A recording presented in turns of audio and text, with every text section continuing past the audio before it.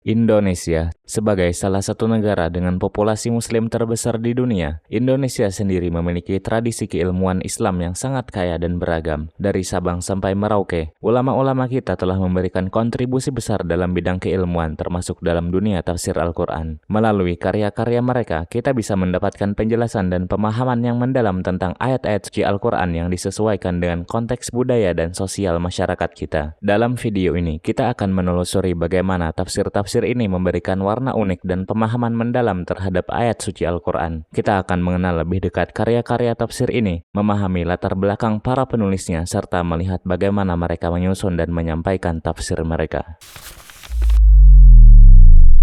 Pertama adalah Tafsir Al-Azhar. Tafsir Al-Azhar adalah salah satu karya tafsir Al-Quran yang terkenal dalam bahasa Indonesia. Tafsir ini ditulis oleh Profesor Dr. Haji Abdul Malik Karim Amrullah atau yang lebih dikenal dengan Buya Hamka. Nama Al-Azhar sendiri terinspirasi dari masjid yang Buya Hamka dirikan sendiri, yaitu Masjid Agung Al-Azhar di Kebayoran Baru, Jakarta Selatan yang namanya diberikan oleh Syekh Mahmud Saltut. Tafsir Al-Azhar berasal dari ceramah atau kuliah subuh yang disampaikan oleh Hamka di Masjid Agung Al-Azhar sejak tahun 1959.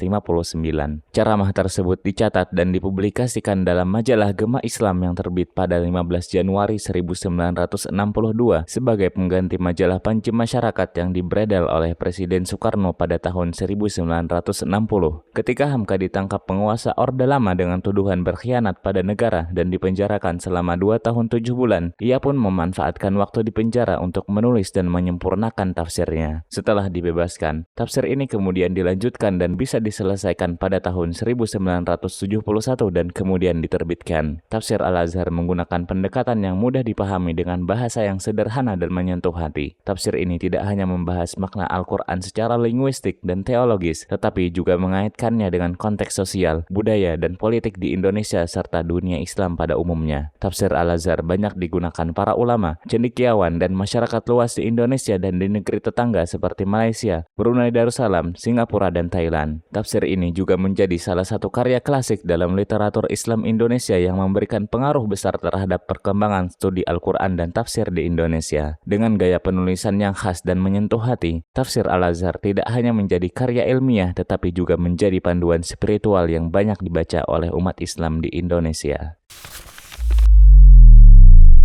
Kedua adalah Tafsir Al-Ibriz. Tafsir Al-Ibriz adalah salah satu karya tafsir Al-Quran berbahasa Jawa yang ditulis oleh ulama Indonesia. Tafsir ini dikenal dengan nama lengkap Al-Ibriz li Ma'rifati Tafsiril Quranil Aziz. Penulisnya adalah Kiai Haji Bisri Mustafa yang lahir pada tahun 1915 dan wafat pada tahun 1977.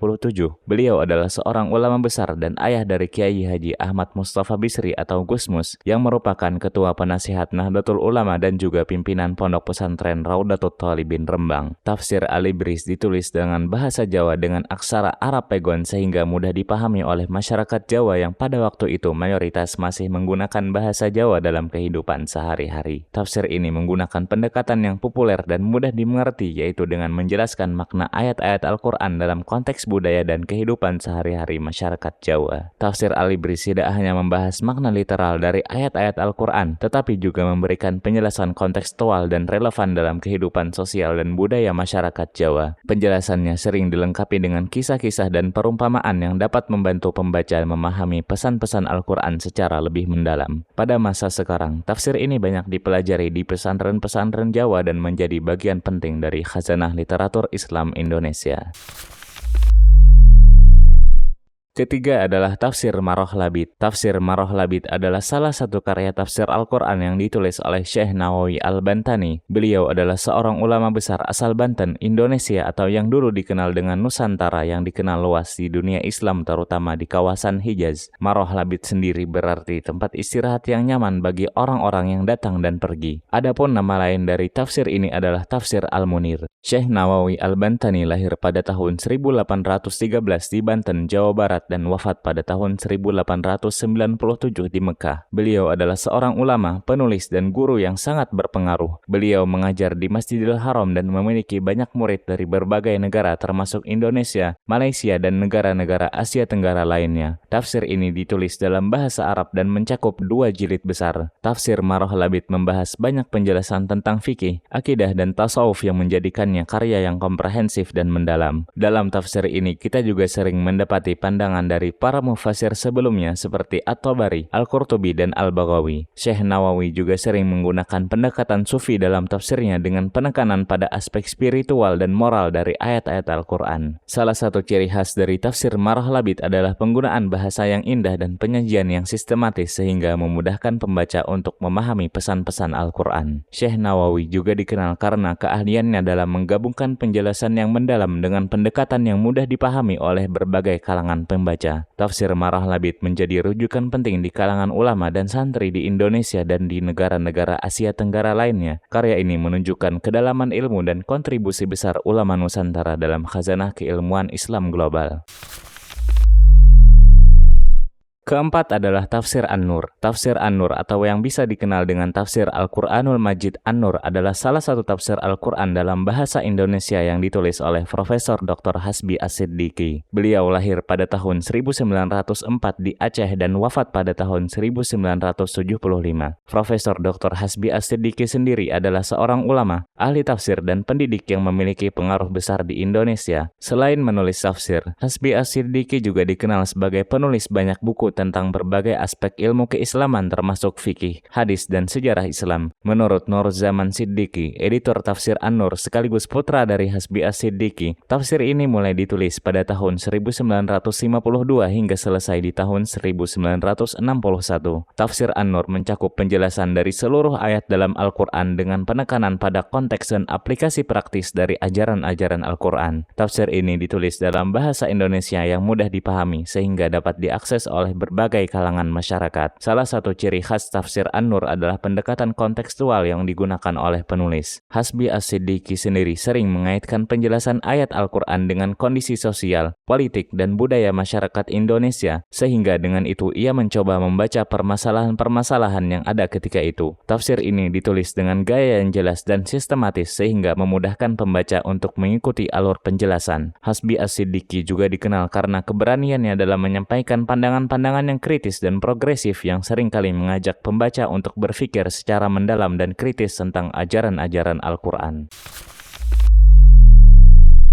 Kelima adalah Tafsir Al-Misbah. Tafsir Al-Misbah adalah salah satu tafsir Al-Quran kontemporer yang ditulis oleh Profesor Dr. Muhammad Quraish Shihab. Beliau lahir pada tahun 1944 di Rapang, Sulawesi Selatan, Indonesia. Bapak Quraish Shihab sendiri adalah seorang ulama, cendekiawan, dan mantan Menteri Agama Republik Indonesia. Ia dikenal luas sebagai seorang ahli tafsir, pendidik, dan penulis yang produktif dengan banyak karya yang berfokus pada studi Al-Quran dan ilmu keislaman. Tafsir Al-Misbah terdiri dari 15 jilid yang mencakup penafsiran dari seluruh ayat dalam Al-Quran. Setiap jilid disusun dengan sistematis, dimulai dari penjelasan makna harfiah, kemudian dilanjutkan dengan konteks historis, dan diakhiri dengan interpretasi kontekstual yang relevan dengan kehidupan modern. Bapak Quraish Shihab menggunakan metode tafsir tematik dan tafsir tahlili, mengkombinasikan antara penjelasan literal dan penafsiran mendalam yang menyentuh aspek sosial, budaya, dan moral. Pendekatan yang digunakan adalah pendekatan yang holistik dan komprehensif, menggabungkan berbagai disiplin ilmu seperti linguistik, sejarah, sosiologi, dan psikologi. Salah satu ciri khas dari Tafsir Al-Misbah adalah gaya penulisannya yang komunikatif dan mudah dipahami dengan bahasa yang jelas dan sistematis. Tafsir ini seringkali mengaitkan ajaran-ajaran Al-Quran dengan isu-isu kontemporer dan tantangan yang dihadapi oleh masyarakat modern seperti pluralisme, hak asasi manusia, dan perdamaian. Penulis juga menekankan pentingnya memahami konteks dan esensi dari ayat-ayat Al-Quran sehingga pembaca dapat mengaplikasikannya secara relevan dalam kehidupan sehari-hari. Tafsir Al-Misbah menjadi salah satu tafsir yang paling banyak dibaca dan dijadikan rujukan di Indonesia dan di negara-negara berbahasa Melayu. Tafsir ini banyak digunakan di institusi pendidikan Islam, masjid, dan kalangan akademisi sebagai bahan ajar dan referensi dalam studi Al-Quran dan tafsir. Bapak Quraish Shihab juga sering mengadakan kajian tafsir melalui media massa dan platform digital sehingga dengan itu ia memperluas jangkauan dan pengaruh tafsir ini kepada masyarakat luas. Tafsir Al-Misbah tidak hanya memberikan penjelasan penjelasan teologis dan hukum dari ayat-ayat Al-Quran, tetapi juga menawarkan refleksi spiritual dan moral yang mendalam. Penulis seringkali menyertakan analisis kritis dan perspektif baru yang menggugah pembaca untuk berpikir secara mendalam tentang makna dan implikasi ajaran-ajaran Al-Quran. Keenam adalah Tafsir Faidur Rahman. Tafsir Faidur Rahman adalah salah satu tafsir Al-Quran yang ditulis oleh Kiai Soleh Darat, seorang ulama besar dari Semarang, Jawa Tengah, Indonesia atau yang dulu disebutnya dengan Nusantara. Kiai Soleh Darat dikenal sebagai salah satu ulama yang sangat berpengaruh di Jawa pada akhir abad ke-19 dan awal abad ke-20. Kiai Soleh Darat lahir dengan nama lengkap Muhammad Soleh bin Umar As-Samarani pada sekitar tahun 1820 di Kedung Jumbleng, Jepara, Jawa Tengah dan wafat pada tahun 1903 di Semarang. Ayahnya, Kiai Umar, merupakan seorang pejuang dan orang kepercayaan Pangeran Diponegoro di pesisir utara Jawa. Beliau adalah seorang ulama dan pendidik yang sangat dihormati serta dikenal sebagai guru dari beberapa tokoh besar seperti Kiai Haji Hasyim Asy'ari, Kiai Ahmad Dahlan, dan juga Raden Ajeng Kartini. Kitab Faidur Rahman merupakan tafsir Al-Quran pertama yang ditulis dalam bahasa Jawa dengan aksara pegon. Nama Faidur Rahman sendiri bermakna limpahan kasih sayang Tuhan yang di dalamnya tidak hanya menjelaskan makna Al-Quran secara eksplisit namun juga implisit. Tafsir ini ditulis dengan tujuan untuk memberikan pemahaman Al-Quran yang mudah diakses oleh masyarakat Jawa yang pada waktu itu banyak yang belum memahami bahasa Arab. Tafsir ini menggunakan pendekatan yang sederhana dan praktis dengan penjelasan yang mudah dipahami oleh kalangan awam. Kiai Soleh Darat sendiri sering mengaitkan penjelasan ayat-ayat Al-Quran dengan kehidupan sehari-hari dan nilai-nilai budaya lokal sehingga tafsir ini sangat relevan dan aplikatif. Dalam konteks sosial politik Indonesia, tafsir Kiai Soleh Darat ini tidak hanya difungsikan untuk memahami isi dan kandungan Al-Quran, namun juga sebagai bagian dari perlawanan terhadap kolonialisme. Pada masa penjajahan, menerjemahkan Al-Quran termasuk ke dalam bahasa Jawa tidak diperkenankan. Pihak Belanda bahkan melarang menerjemahkan Al-Quran ke bahasa lokal pribumi karena khawatir isi kandungan kitab suci tersebut membangkitkan perlawanan masyarakat pada kolonialisme.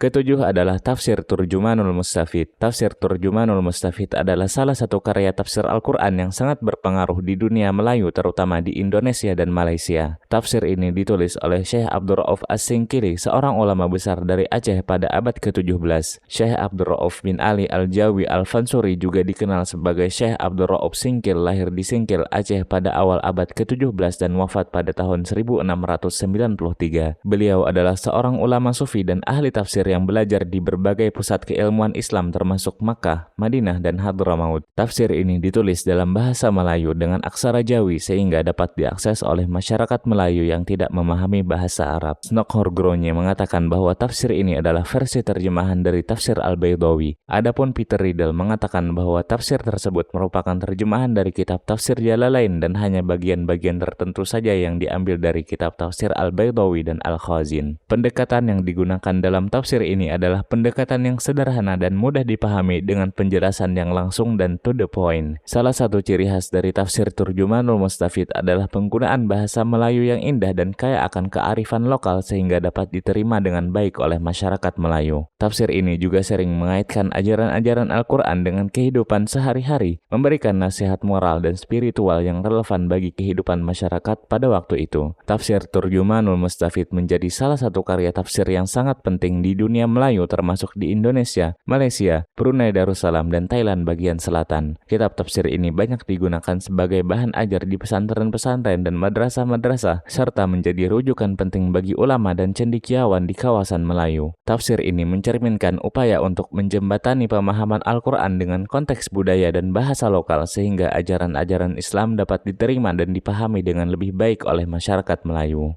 Itulah 7 tafsir yang ditulis oleh ulama Indonesia atau yang dulu dikenal dengan Nusantara. Jadi, tafsir manakah yang merupakan tafsir favorit kalian atau kalian tahu tafsir-tafsir lainnya yang bisa dimasukkan ke dalam list di atas? Tuliskan di kolom komentar di bawah.